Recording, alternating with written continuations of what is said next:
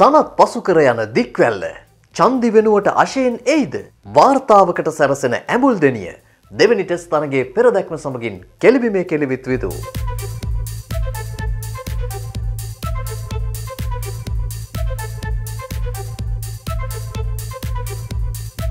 අයිබෝන් ක්‍රිකට් වලට ආදරය කරන හැමෝටම ශ්‍රී ලංකාව සහ බටහිර ඉන්දිය කොදෙව් කණ්ඩායම් අතර දෙවන ටෙස්ට් තරගය ශ්‍රී ලංකා වේලාවෙන් හෙට රාත්‍රී 7:30ට ආරම්භ වෙනවා. මේ තරගයේ ශ්‍රී ලංකා කණ්ඩායම පරාජය නොවිය යුතු තරගයක්. මේ තරගයේ ශ්‍රී ලංකාව පරාජයට පත් වුණොත් ටෙස්ට් ශ්‍රේණිගත කිරීම වල 8 වෙනි ස්ථානයට පත් වෙන්න ශ්‍රී ලංකා කණ්ඩායමට සිදු වෙනවා. ඒ වගේම මේ තරගයේ ජයග්‍රහණය කරොත් පළමු වතාවට කොදෙව් දේශයේදී ටෙස්ට් තරගාවලියක් ජයග්‍රහණය කරන්න ශ්‍රී ලංකා කණ්ඩායමට හැකියාව ලැබෙනවා.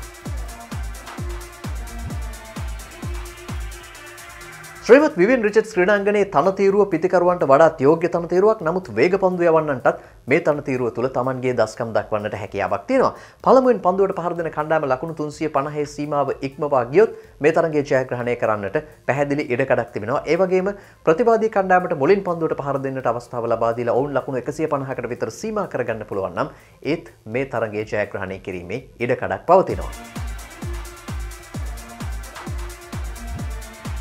තරගයේ පළමු දිනයට සහ තුන්වන දිනයට වර්ෂාවෙන් බාධා මතුවීමේ ඉඩක් පවතින බව අන්තර්ජාතික කාලගුණ වාර්තා සඳහන් කරනවා. හැබැයි මේක තරගයට විශාල බලපෑමක් ඇති නොකරන බව තමයි වාර්තා වෙන්නේ.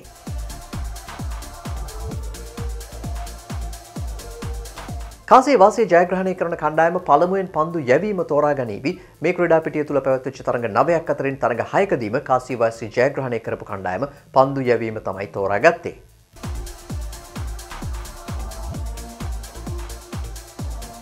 කණ්ඩායම් දෙක අතර පැවැත්වෙන 22 වෙනි ටෙස්ට් තරගයේ මේ තරගයේ මේ දක්වා තරග 9ක් ශ්‍රී ලංකා කණ්ඩායමත් තරග 4ක් කොදෙව් කණ්ඩායමත් ජයග්‍රහණය කරලා තියෙනවා. තරග 8ක් ජය පෙරදුමින් තොරව අවසන් වෙලා තියෙනවා. ශ්‍රී ලංකා කණ්ඩායම කොදෙව් කණ්ඩායමට එරෙහිව වාර්තා කරලා තියෙන ඉහළම ලකුණු සංඛ්‍යාව සටහන් වෙන්නේ ලකුණු 627ක් විදිහට.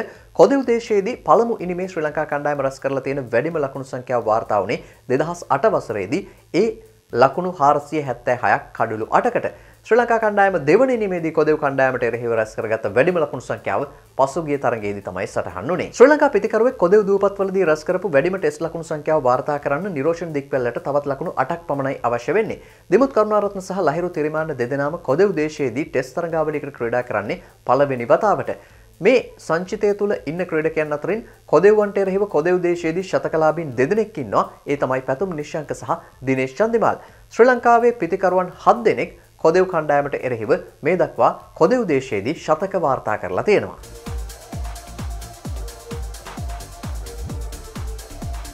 ශ්‍රී ලංකා පිළේ වෙනසක් සිදු කරනවා නම් චන්දිගේ ස්ථානය තමයි වෙනස් කරන්නට තිබෙන්නේ. කෙසේ වෙතත් ඔහු පසුගිය ටෙස්ට් තරඟ දෙකේදී එංගලන්තයට එරෙහිව අර්ධශතකයක් වාර්තා කරන්න සමත් වුණා. ඉන් අනතුරුව ක්‍රීඩා කරපු ඉනිම තුනේදීම ලකුණු 10ට අඩුවෙන් තමයි ඔහු දැවී ගියේ. කෙසේ වෙතත් දිනේෂ් චන්දිමාල් කොදෙව් දේශයේදී කොදෙව්වන්ට එරෙහිව ශතකයක් වාර්තා කරපු ක්‍රීඩකෙක්. දිනේෂ් චන්දිමාල් වෙනුවට කණ්ඩායමට ඇතුළත් කරනවා නම් රොෂෙන් සිල්වා හෝ අෂෙන් බණ්ඩාර තමයි කණ්ඩායමට ඇතුළත් කරන්නට තිබෙන්නේ. මෙතනදී රොෂෙන් සිල්වාට අවාසිදායක තත්වයක් තමයි තිබෙන්නේ. මොකද ඔහු ෆාස්ට් පිචස් වල එතරම් සාර්ථක පිතිකරුවෙක් නොවන බවට තමයි කණ්ඩායම තුල මතය පවතින්නේ. ඒ වගේම මිකි ආත විශ්වාස කරනවා රොෂෙන් සිල්වා දැන් කණ්ඩායමට ඇතුළත් කරන්න වයස වැඩි ක්‍රීඩකයෙක් කියලා. මේ කතාවේ පදනම පිළිබඳව සැකයක් තිබෙනවා. කෙසේ වෙතත් ඔහු ඒ මතය දරනවා. ඒ වගේම පුහුණු තරගයේදී රොෂෙන් සිල්වාට ලකුණු අතරට එන්නට හැකියාවක් ලැබුණේ නැහැ. මේ නිසා රොෂෙන් කණ්ඩායමට ඇතුළත් වීමට අඩු ඉඩකඩක් තිබෙන බව තමයි පෙනී යන්නේ. අෂෙන් බණ්ඩාර ගත්තොත් ඔහු එක්දින තරගාවලිය තුළ ඉතාමත්ම විශ්වාසදායී විදිහට ක්‍රීඩා කළා. ඒ වගේම කඩුල්ලේ රැඳී ඉඳලා ලකුණු ලබා ගන්නට පුළුවන් ක්‍රීඩකයෙක් බව ඔහු පෙන්වුවා. ඉතින් මේ නිසා ටෙස්ට් කණ්ඩායම තුළ අංක 4-5 වගේ ස්ථානයක ඔහුව අත්හදා බැලීමේ හැකියාවක් තිබෙනවා. ඉතින් චන්දිගේ අත්දැකීම් මත රැඳෙනවාද එහෙම නැත්නම් අෂෙන් බණ්ඩාර පෙන්වූ දක්ෂතා මත ඔහුව අත්හදා බලනවාද කියන ගැටලුව තමයි තිබෙන්නේ. නමුත් විදු විශ්වාස කරනවා අෂෙන් බණ්ඩාරට අවස්ථාවක් ලබා දීලා බලන එක හොඳයි කියලා. තවත් දෙයක් වෙන්න පුළුවන් මේ තනතිරුවේ ස්වභාවය අනුව බෝලිං ඕල් රවුන්ඩර් කෙනෙක් කණ්ඩායමට ඇතුළත් කිරීම සුදුසුයි කියලා තීරණය වුණොත් මේ සියලුම දේ වෙනස් වෙලා දසුන් ශානක කණ්ඩායම ඇතුළට එන්නට ඉඩකඩ තිබෙනවා. ඒ වගේම තවත් වෙනස්කමක් සිදු විය යුතුයි කියලා විදු විශ්වාස කරනවා. දුෂ්මන්ත චමීර වෙනුවට අසිත ප්‍රනාන්දුට මේ තරගයේදී අවස්ථාවක් ලැබිය යුතුයි කියලායි විදු හිතන්නේ. කොදෙව් කණ්ඩායම බොහෝ දුරට වෙනසකින් තොරව ක්‍රීඩා කරන්නට ඉඩකඩ තිබෙනවා. සිදු වෙනවා නම් එක් වෙනස්කමක් තමයි සිදු වෙන්නට තිබෙන්නේ.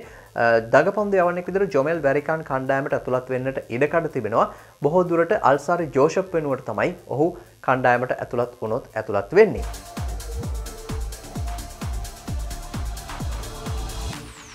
කණ්ඩායමේ වෙනස්කම් පිළිබඳව මුලින්ම අවධානය යොමු කළොත් අපේ ප්‍රේක්ෂකයන් හිතන විදිහේ වෙනස්කමක් සිදු කරගන්න ඕනේ. මොකද ප්‍රේක්ෂකයෝ හිතනවා මේ ක්‍රීඩකයෙක්ව ඉවත් කරලා තවත් ක්‍රීඩකයෙක් කණ්ඩායමට කැඳෙවුවොත් අර ක්‍රීඩකයා නරක නිසා තමයි ඔහුව කණ්ඩායමෙන් ඉවත් කරන්නේ. ඔහුව කපලා දැම්මා. එතකොට ඔහුට සදහටම ක්‍රිකට් නැති වුණා වගේ දෙයක් මේ ප්‍රේක්ෂකයන් විශ්වාස කරනවා. ඉතින් අපි වෙනත් ක්‍රීඩකයෙක් මේ කණ්ඩායමකට ආදේශ කරන්නේ ඒ අවස්ථාව තුළ ඒ ක්‍රීඩකයා ෆෝම් එකේ ඉන්නවා නම් අර රිද්ම් එකේ නැති ක්‍රීඩකයාට රිද්ම් එකට එන්න අවස්ථාවක් ලබා දෙමින් තමයි ඔහුව කණ්ඩායමෙන් ඉවත් කරලා වෙනත් කෙනෙක් ඒ තැනට කැඳවන්නේ. ඉතින් අපේ ප්‍රේක්ෂකයන් විතරක් නෙමෙයි සමහර තේරීම් කමිටු වල සමාජිකයන් පවා හිතනවා මේ කෙනෙක් අයින් කරපුවාම ඔහුට සදාහටම ක්‍රිකට් නැති වෙයි.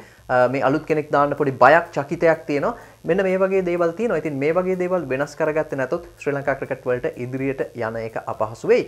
දැන් අපි චන්දිමාල් වෙනුවට වෙනත් ක්‍රීඩකෙක් ආදේශ කළොත් අපි එතනදී කරන්නේ චන්දිට රිද්ම් එකට එන්න අවස්ථාවක් ලබා දෙනවා. ඉදිරියේ එන තරඟාවලිය තුලදී ඔහුට දස්කම් අතරට එන්න පුළුවන්. ඒ වගේම තවත් කෙනෙක් අත්හදා බැලීමේදී තවත් ක්‍රීඩකයෙක් අපිට සූදානම්ින් ඉන්න ඕනෑම මොහොතක කණ්ඩායමේ අවශ්‍ය වුණොත් ස්ථානයක් ලබා ගැනීම සඳහා. ඉතින් මේ දේ තමයි අපි කරන්න උත්සාහ ගන්නේ.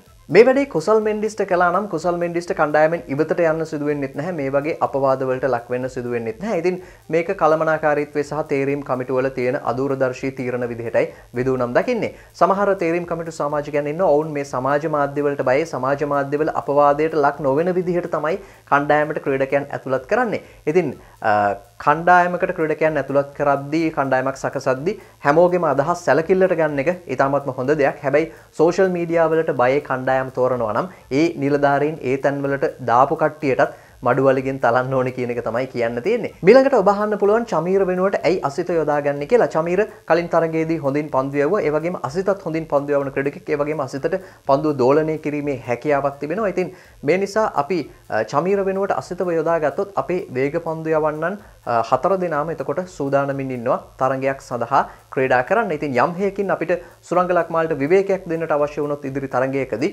එතකොට අපේ වේග පන්දු යවන්නන් සියලු දෙනාම දක්ෂතා අතර ඉන්නවා. කොදෙව් කණ්ඩායමේ වමත් පිතිකරුවන් දෙදෙනෙක් විතරයි ඉන්නේ. ඉතින් ඉතුරු සියල්ලන්ම දකුණත් පිතිකරුවන්. මේ නිසා වමත් වේග පන්දු යවන්නා විදිහට විශ්ව ප්‍රනාන්දු කණ්ඩායම තුල ඉන්න එක වැදගත් කියලයි විදු විශ්වාස කරන්නේ. මේ සියල්ලන්ම නැතුව දසුන් ශානක කණ්ඩායමට ඇතුළත් කරගන්නටත් හැකියාවක් තිබෙනවා. හැබැයි අපිට පිතිකරණයේ දැනට ලොකු ගැටලුවක් නැති නිසා දසුන් ශානක වෙනුවට අසිත ප්‍රනාන්දුම මේ කණ්ඩායමට ඇතුළත් වෙනවා නම් හොඳයි කියන එකයි විදු විශ්වාස කරන්නේ. ශ්‍රී ලංකා පිලේ මෙතෙක් තිබිච්ච ප්‍රධාන ගැටලුවක් විදිහට විදු දකින්නේ ක්‍රීඩකයාගේ නම බලලා ඒ ක්‍රීඩකයාට කණ්ඩායමේ තැනක් වෙන් කරලා දීම. ඉතින් ඇතැම් අවස්ථාවන් වලදී ක්‍රීඩකයෙක් 100ක් ගැහුවම ඔහුව ඊට පස්සේ දිගින් දිගටම මේ ස්ථානයට යොදවනවා. ඔහු ඉදිරි තරඟවලදී ලකුණු අතරට ආවත් නැතත් ඔහුව කණ්ඩායමේ රඳවා ගන්නවා. මේ ක්‍රීඩකයන් නන්නත්තර වෙලා යනකම්ම මේ කණ්ඩායමේ ස්ථානයේ තියාගන්නවා. වෙනත් ක්‍රීඩකයෙකුට අවස්ථාවක් ලබා දෙන්නෙත් නැහැ. ඉතින් මේක තමයි ප්‍රධානම ගැටලුවක් විදිහට විදුනම් දකින්නේ. පැතුම් නිශ්ශංක මේ තරගයේදී අංක 3 පිතිකරුවා විදිහට ක්‍රීඩා කරනවා නම් ඔහුගෙන් උපරිමයේ කණ්ඩායමට ගන්න පුළුවන් කියලායි විදු විශ්වාස කරන්නේ. ඒ වගේම පැතුම් 100ක් ගැහුවාම සුබ පතන්න බොහෝ දෙනෙක් එකතු වෙලා හිටියා. හැබැයි පැතුම් ඉදිරි තරඟවලදී සමහර විට 100ක් ගහන්න නැති වෙන්න පුළුවන්. ලකුණු 20ට 30ට දැවි යන්න පුළුවන්.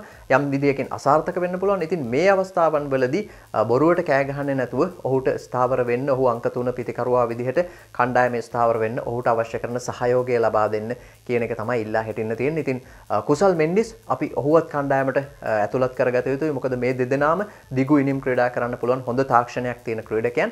ඉතින් සමාජ මාධ්‍ය වලින් ක්‍රීඩකයන්ගේ දුර්වලතා පෙන්වා දෙන එක වටිනවා. හැබැයි මේ බොරු විවේචන බොරු අපවාද කරන එක නැවැත්තුවොත් අපිට අපේ රටේ ප්‍රේක්ෂකයන් විදිහට ක්‍රිකට් ක්‍රීඩාවේ උන්නතියට දායක වෙන්න පුළුවන් කියන කාරණයත් මතක් කළ යුතුයි. පසුගිය වීඩියෝ එකෙන් පස්සේ බොහෝ දෙනෙක් අහලා තිබුණා ඇයි බ්‍රැත්වේට් ඕනේ විදිහට තනතිරුව තලන එක තීරණය කළේ ලයිට් රෝලර් එකෙන් තැළුවේ ඔහු සත්කාරක කණ්ඩායමේ නායකයා නිසාද කියලා. නැහැ. තරගයක පළවෙනි ඉනිම හැරෙන්නට ඉතිරි ඉනිම 3 ක්‍රීඩා කරනකොට මේ ඉනිම දෙකක් අතරේ විනාඩි 7ක කාලයක් තියෙනවා. මේ විනාඩි 7ක කාලය තුල මේ තනතිරුව තලන්නේ ලයිට් රෝලර් එකෙන්ද එහෙම නැත්නම් හෙවි රෝලර් එකෙන්ද කියන එක තීරණය කරන්නේ ඊළඟට පන්දුවට පහර දෙන කණ්ඩායමේ නායකයා. ඔහු දෙන උපදෙස් අනුව තමයි ක්‍රීඩාංගණයේ සේවකයන් මේ තනතිරුව සකසන්නේ. ඉතින් ඔහුට අවශ්‍ය නම් මේ මුකුත් නොකර තනතිරුව නිකම්ම තියන්න කියලත් කියන්න හැකියාවක් තියෙනවා.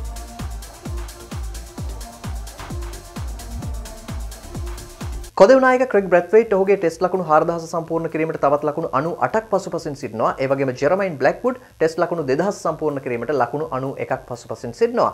දිල්රුවන් පෙරේරා තමයි ශ්‍රී ලංකා කණ්ඩායම වෙනුවෙන් වැඩිම වේගයකින් ටෙස්ට් කඩලු 50 සම්පූර්ණ කරපු ක්‍රීඩකයා බවට පත් වෙලා ඉන්නේ. ඔහු තරඟ 11ක් තුලදී ටෙස්ට් කඩලු 50 සීමාවට ළඟා වෙලා තියෙනවා. මේ වෙද්දී ලසිත් ඇඹුල්දෙනිය ටෙස්ට් කඩලු 48ක් ලබාගෙන ඉන්නවා. ඔහු මේ ක්‍රීඩා කරන්නේ Tamanගේ 11 වෙනි ටෙස්ට් තරඟයට. මේ තරඟයේදී ඔහු කඩලු දෙකක් ලබා ගත්තොත් දිල්රුවන් පෙරේරාගේ වාර්තාව සමාන කිරීමට ඔහුට හැකියාවක් ලැබෙනවා.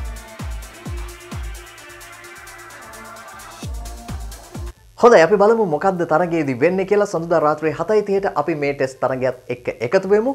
මේ තරගයේ ශ්‍රී ලංකා කණ්ඩායම ජයග්‍රහණය කරන්නට නම් පිතිකරුවන් වැඩි දක්ෂතා දැක්විය යුතුයි කියන එකයි පැහැදිලිවම පෙනෙන්නට තියෙන්නේ. ඉතින් පිතිකරුවන් ඉහළ ලකුණු සංඛ්‍යාවන් කරා ආවොත් ඒක අපේ කණ්ඩායමේ මානසිකත්වයටත් හොඳයි. ඉදිරි තරගාවලිය සඳහා අපිට හොඳ විශ්වාසයකින් යුතුව ක්‍රීඩා කරන්නට හොඳ මානසිකත්වයක් හදාගන්නට හැකියාවක් තියෙනවා. ඉතින් ශ්‍රී ලංකා කණ්ඩායමට අපි ජය ප්‍රාර්ථනා කරමු. පළමු වතාවට කොදෙව් දේශයේදී ටෙස්ට් තරගාවලියක ජය වාර්තා කරන්න හෙටින් ආරම්භ වෙන තරගයේදී හැකියාවක් ලැබේවා කියලා අපි සුබ පැතුම් එකතු කරමු. ඉතින් මේ තරගයේ ඉදිරි තොරතුරුත් එක්ක අපි ආපහු හම්බ වෙනවා. ක්‍රික් විදු YouTube channel එක subscribe කරන්න, ඒ වගේම bell icon එක tap කරන්න. එතකොට වීඩියෝ එකක් අප්ලෝඩ් කරපු සැනින් ඔයාලට දැනගන්න හැකියාවක් තියෙනවා. අදට ගිහිල්ලා එන්නම්. ජය වේවා හැමෝටම.